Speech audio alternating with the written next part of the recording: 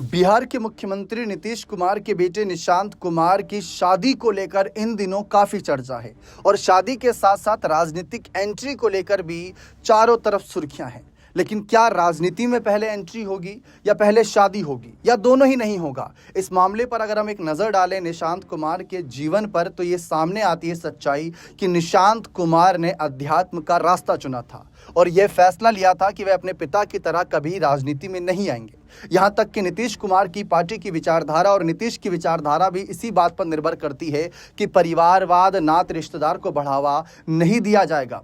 इन सब के बावजूद निशांत कुमार को लेकर सबकी नज़रें हैं कि क्या वह राजनीति में आएंगे, क्या वह शादी करेंगे, ये बड़े सवाल खड़े हैं। और शादी को लेकर तो पिछले कुछ महीनों पहले एक ऐसी रिपोर्ट सामने आई थी जिसमें निशांत कुमार की होने वाली पत्नी तक को लेकर चर्चा थी कि उनकी पत्नी कौन होगी। भले ही नाम का जिक्र नहीं किया, लेकिन यह बताया गया था कि वह राजनीतिक घराने से नहीं होगी।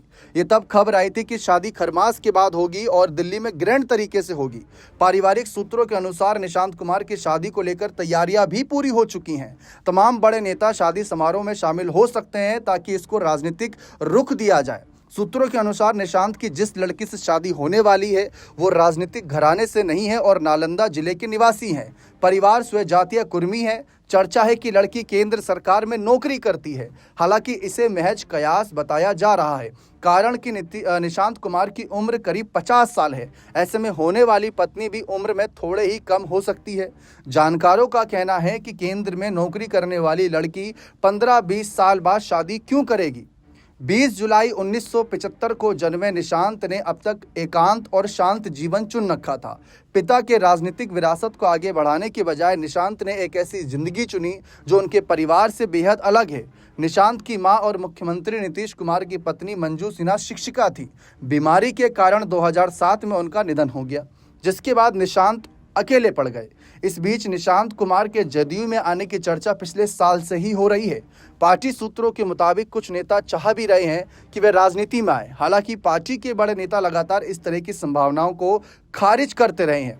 अब जिस तरीके से उनकी पत्नी को लेकर ये जानकारी सामने आई कि नौकरी करती होगी, राजनीतिक घराने से नहीं होगी और ऐसे ऐसे करके कहीं ना कहीं माहौल बनाया जाएगा जिससे इस शादी को ग्रैंड शादी बनाया जाए, जिससे कि इस शादी को ऐसा दिखाया जाए कितनी भव्य है और दिखना चाहिए कि हाँ 20 साल से मुख्यमंत्री करीब रहे नीतीश कुमार के बेटे की शादी है, तो ये माहौल दिखाया जा रहा था। अगर मैं बात करूँ लालू यादव की, तेजस्वी यादव की, जो नीतीश के कहीं ना कहीं मामले पर प्रोफेशनल और पर्सनल तरीके से बयानबाजी करते हैं, तो उनका भी मानना है कि निशांत कुमार को शादी कर लेनी चाहिए।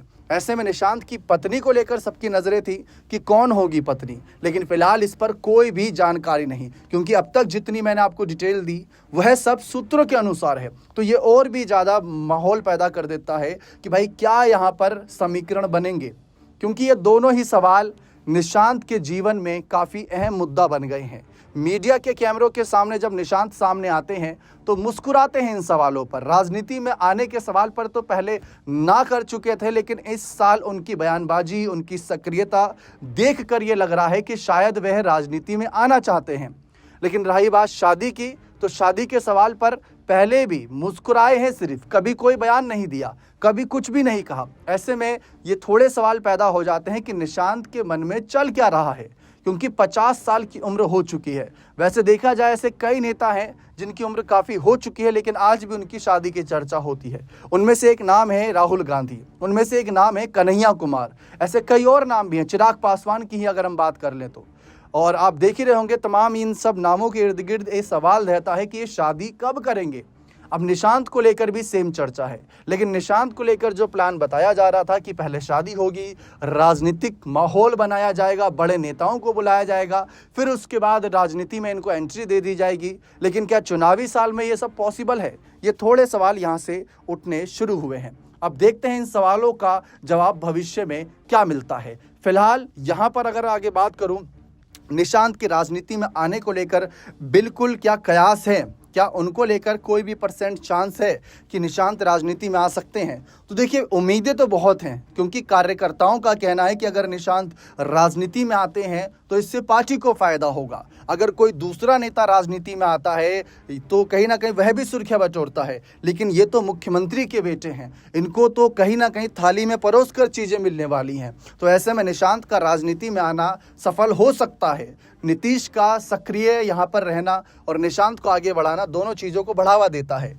और इन सब के बीच हम देखते हैं कि जब जब जैसे किसी बड़े नेता पर कभी कोई आंच आती है तो उनकी पत्नी हमेशा उनके साथ खड़ी दिखती है। जैसे लालू यादव के समय की बात करें तो राबड़ी देवी, अगर मैं दिल्ली में अरविंद केजरीवाल की बात करूं तो सुनीता केजरीवाल, झारखंड में अगर मैं हेमंत सोरेन की बात करूं तो कल्पना सोरेन, उत्तर प्रदेश में अगर अखिलेश यादव की बात करूं तो डिम्पल यादव, महाराष्ट्र में अगर मैं उद्धव ठाकरे की बात करूं तो रश्मि ठाकरे। ऐसे बहुत से नाम हैं। जब किसी बड़े नेता पर आंच आई तो उनकी पत्नियों ने मोर्चा संभाला। लेकिन ऐसे में अगर भविष्य में कभी निशांत राजनीति में आने के बारे में सोच रहे हैं तो शायद वो परिवार के तौर तरीकों से भी मजबूत होना चाहेंगे, ताकि उनकी मजबूती बनी रहे, परिवार का सपोर्ट बना रहे। और कहते हैं ना कि हर कामयाब इंसान के पीछे, मर्द के पीछे एक औरत का हाथ होता ही होता है, चाहे वह माँ के रूप में हो, बहन के रूप में हो, बेटी के रूप में हो, पत्नी के रूप में हो।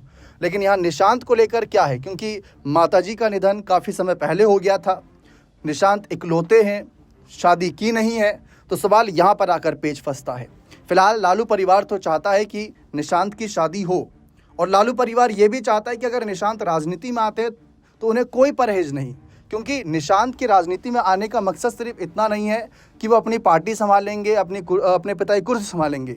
मेन मकसद ये है कि आज के समय उनके पिता, अगर हम नीतीश कुमार की बात करें तो इनके इर्द गिर्द ऐसे कई नेता हैं जिनको वह समय समय पर आगे बढ़ाए, लेकिन बदले में धोखा मिला। हर बार तो नहीं, लेकिन काफ़ी बार उन्हें धोखा मिला। ऐसे में अगर किसी अपने को आगे बढ़ाएंगे तो शायद अपना छोड़कर नहीं जाएगा, और बेटा होगा तो बिल्कुल नहीं जाएगा, क्योंकि RCP सिंह, ऐसे तमाम बड़े नाम हैं जो समय समय पर छोड़ कर गए, प्रशांत किशोर, तो बहुत से नाम हैं। इसलिए नीतीश कहीं ना कहीं बाकी पार्टियों की तरह, क्षेत्रीय पार्टियों की तरह परिवारवाद को बढ़ावा देते हैं नहीं देते, वह एक फैसला है। फिलहाल ये उनके आंतरिक मामले हैं कि वह शादी करेंगे या नहीं करेंगे, लेकिन राजनीति में आने का फैसला आंतरिक नहीं हो सकता है। भले ही उसको पारिवारिक नज़रिए से देखा जाए कि नीतीश और निशांत में कितनी बनती है कितनी नहीं, वो तो आप देख चुके हैं। बहुत ही शानदार जोड़ी नज़र आती है बाप बेटे की, पिता पुत्र की। तो ऐसे में जनता तो चाहती है कि ये एक साथ मंच पर नजर आए ज़्यादा से ज़्यादा, लेकिन जनता ये भी चाहते है कि निशांत जीवन में भी एक अलग बड़ा कदम उठाएं जो बहुत इम्पोर्टेंट होता है। लेकिन अगर अध्यात्म का रास्ता चुना है तो क्या ही कहने, क्योंकि पर्सनल फैसला है, उनका खुद का फैसला है, इसमें कोई रोक टोक, कोई मनाही बिल्कुल नहीं हो सकती।